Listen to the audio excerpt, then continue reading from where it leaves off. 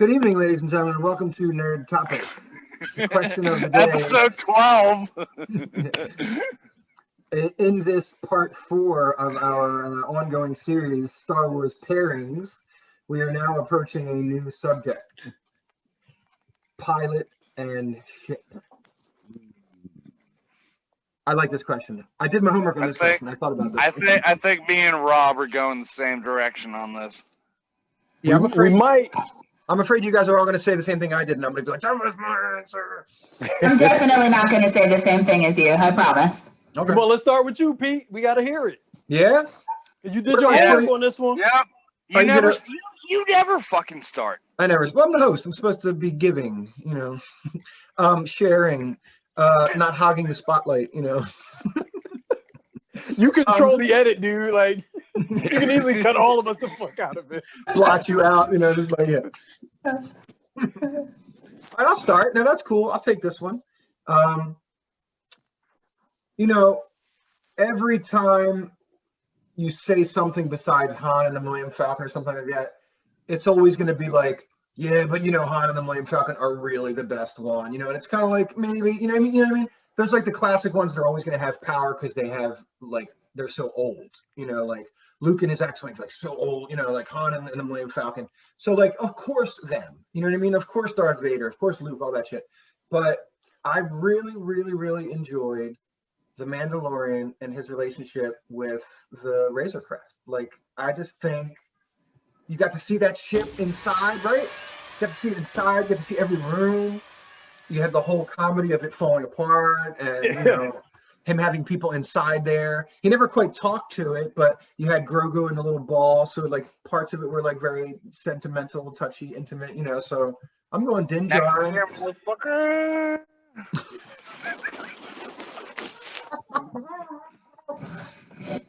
Yeah, Din Djarin, Razor Crest. Great answer, Pete. Yeah, really good. A tragedy, You guys think he's going to get it back? I'm getting it. No. Next year. Yeah.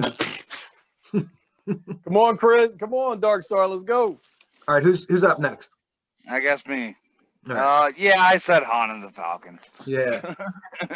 No, but I mean, you're not wrong. You're absolutely right. It's the quintessential because it started it all. Fucking iconic. That is Star Wars. Like we were saying earlier with the droids and the holograms and fucking putting the little thing in fucking Death Star planes and shit. It's that is fucking Star Wars. I did write some other things down. I got Poe and that modified X-wing in TLJ. Fucking right at the beginning when he pulls that fucking just drifting move. I was just like, wow. Oh, it was the Hot Wheel spin, man. Yeah, I was like, what? Yo, hell yeah. Yeah. I also I think I wrote balls in Arabesh over this. I don't know. Well, don't do your whole list in case. If you guys want to translate that, there you go. 2 pairs. Real quick, Chris, don't do your list in case it happens to be one of the choices that Becca or Rob did, and then we'll go back to you. Okay. That makes sense?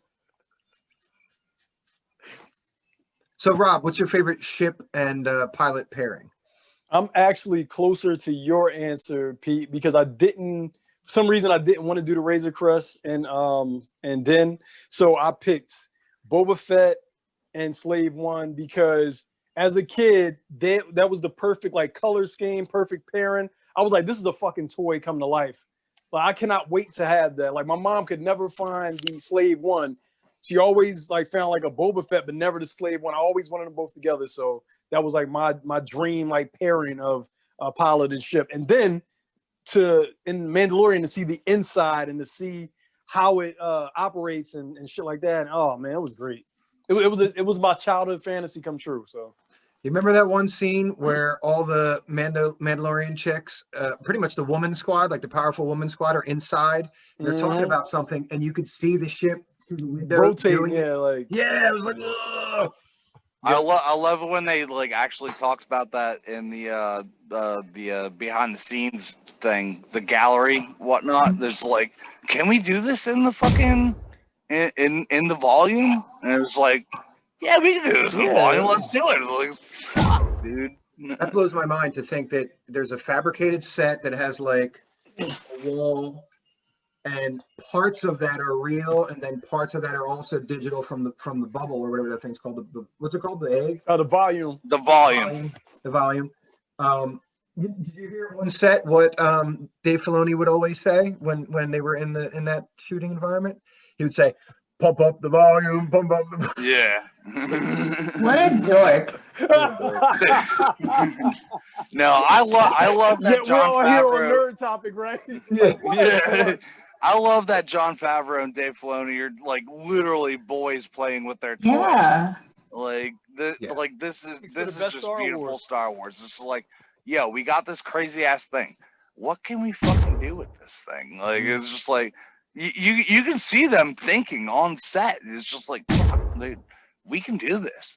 Like What an honor, great. man, to have the budget and a 1,000% enthused cast and crew to just be like, you guys want to try this? You know, like crazy. Come on, Becca. Back up. I am going to go back to Rebels, and I said Hera and the Ghost. Oh shit. That's my honorable mention. I was thinking specifically about the time that Maul like gets himself infiltrated, because I had to talk about Maul. And he's like making Hera take him on a tour of the Ghost, and she just like turns around and he's like, "Oh, like show me around," and she's like, "Oh, you want me to show you the airlock?" And I'm like, that's what I'm talking about. I love that. And he like whatever chuckles, but I'm just like, she like just everything about that ship. And I love that you can see it in Rogue One. If you like look coming up to Scarif, the Ghost is there. And so Hera, for me, it's Hera and the Ghost. Very good. All right, we got everybody. Was the Ghost in the ending of The Rise of Skywalker? Did anybody ever get out in that? It's got to be there, right? It's there. Yeah. It's I think like middle right, I believe.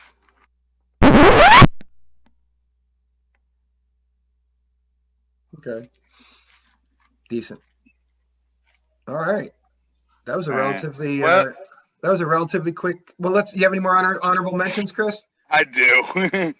Hit us with one more, two more, and then we'll go to the next question. All right, I got Trash Rendar and the Outrigger from fucking Shadows of the Empire. Shadow, God damn it. I had that book sitting on the shelf. I read it years ago. I have to revisit it. I love the game, as terrible as that was, and I didn't. The game. I quit. Yeah, game's fucking horrible. I wrote that down. Yeah, I do have the Ghost. I can't quit. But I don't know. I'm still sticking with fucking Han, and like. Chris, did you like Solo? No. Shortest answer ever. No. Even though I have a fucking corner of the room because I have fucking all these goddamn collectibles that you can't get. No. No. Okay. No. Noted. You just snipped that conversation. Well, cool. Yeah, then we don't have to talk about it. Wasn't important anyway. All right, moving on. Worst fucking collectible I bought ever. I bought the fucking the stupid fucking the Falcon with like the piece in it and everything. Yeah. Like I pre-ordered that shit at like $120, and like I get it, and it's a fucking kid's toy. Like, dude, the fucking worst. That's like my buddy who bought Dungeons and Dragons dice, and because they were like a cool shade of purple, and like purple was his favorite color or something. He bought them, didn't realize that they were like miniature, like not even baby. Oh my god! Just like it's like buying shit on Wish.com. Make those. It's some weird kitsch novelty, like Japanese, like quirky shit, like crazy. And so whenever his character wasn't doing well in the game, like he'd be rolling his normal dice and he would be missing sword strikes and getting hit and failing everything. And they said eventually he would just be diminished and he would take out the small dice like, I can't succeed at doing anything. And be like these little baby dice. Oh man. All right. Moving on to our final. Did we do everybody? We did everybody. Okay.